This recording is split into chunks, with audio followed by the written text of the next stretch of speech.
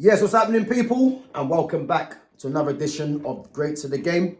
We're going to move on to a player now that I think was very underrated, if I'm honest. I think when we talk about number 10s, I think his name doesn't really come up a lot. A player that was probably languid in terms of body language. I think, there was talk about him, probably being lazy, which ain't true. I think it's important to understand the type of player, that certain players are. And he wasn't someone that would run around like a lot of players in this era of football right now, but when you give him the ball, things are going to happen. He was just that good on the ball, and he's another player that's in the long list of Argentine number 10s. You think of the Messis, the Pablo Aymars, even if you want to throw in the Dybalas and the Tevezes, the Maradonas, you know what I mean? And again, there's one name I've missed out, which you probably figured out who I'm talking about, and that is Juan Roman Riquelme. And as I said, for me, a player that is massively, I'd say, underappreciated and underrated, because as I said, he wasn't someone that was familiar with a lot of fans, especially in this country, in terms of, the kind of players that they're used to seeing. And for me, he was just like, with the ball at his feet, the guy had no pace, I wouldn't say he was overly strong, but had decent strength, but had no pace, but a pure number 10. He's a player that you just play at number 10 and you get players around him, whether it's to do their running, whether it's to do his running. But you just know when you give him the ball, he's going to make things happen. A set piece specialist as well. And someone that really, I think he thrived, because obviously his previous clubs, especially in Spain, was Barcelona and Villarreal.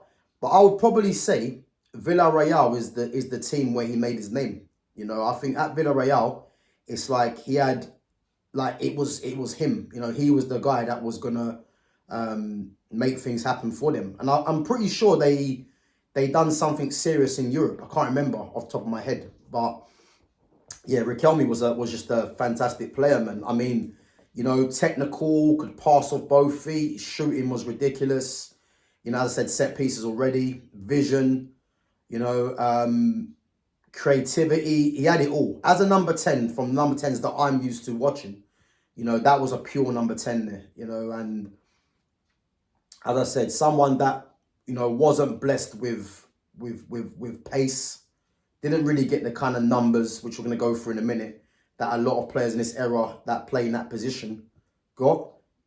But again, a pure magician with the ball at his feet, man. And, that era of football that I used to watch, I miss it a lot, man, because we were seeing some top players, and a lot of these players were never regarded as, if you're talking about the best 5 players in the world, a lot of these guys' names didn't really come up.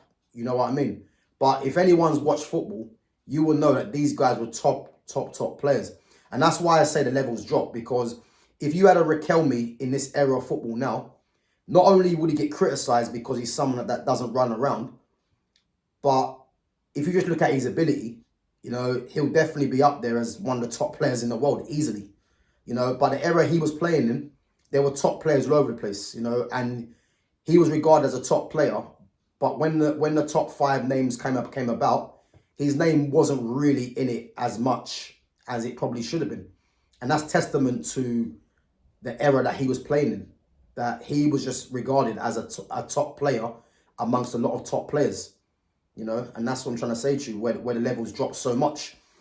Just going through his numbers, so a total of 641 appearances, 162 goals, 166 assists combined for club and country. So that's broken up into Boca Juniors, 385 appearances, 89 goals, 107 assists in Argentina. Villarreal, where I think he made his name, I would say, 145 appearances, 45 goals, 29 assists. Barcelona, 42 appearances, 6 goals, 9 assists, which I don't think he had a great time at Barca, if I'm honest. Wasn't there for that long. And then Argentina's juniors, 18 appearances, 5 goals, 1 assist. And then for Argentina, 51 appearances, 17 goals and 20 assists.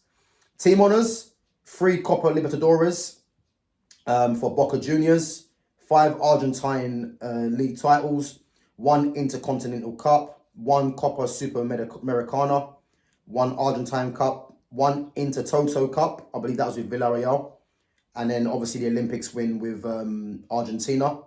And then individual, you know, he's voted South American Footballer of the Year on 1 occasion, 4 Argentine Footballers of the Year, 1 Copa Libertadores Best Player. You know, and as I said, a player for me that is often overlooked in terms of number 10s, you know.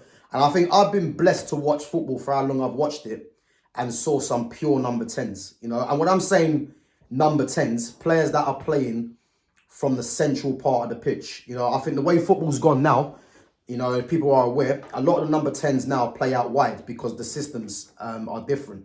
You know, if you look at players like Lamine Yamal, Michael Elise, you know, a Jadon Sancho, you would say as well. Obviously, he might be a bit of a hybrid, but these guys are like a Jack Grealish. You know, there's probably more players around the world as well. These guys are number 10s that play out wide, you know, whereas the number 10s back in the day, it would be 1 striker and you'd have 2 wide players and that number 10 plays just behind the striker. Or if you're playing a 4-4-2, it'll be a main striker and then it'll be a number 10 dropping off, you know. And as I said, you know, you don't really see too many players like a Juan Roman Riquelme. You know, a guy that, as I said, wasn't blessed with pace, but was blessed with just pure footballing elegance and beauty, you know. And again, a player that I would get people, I would encourage people to go and watch, you know, go and watch some clips of Riquelme back in the day and tell me if there's any player in this era of football now that is reminiscent of a Riquelme, you know, because he was a top player, man. And again, man, I'm just glad that I've seen some top footballers back in the day, man. That players now, really, there's not a lot of players that can even compare to these players, man. That's the truth, you know. But guys, let me know what you think. Let me know what you think of Riquelme's career that he had. Do you think he was someone that was massively underrated? Or do you think he was overrated? Let me know. Smash the like button, sub to the channel, share the channel, and I'll catch you guys in a bit. Take it easy.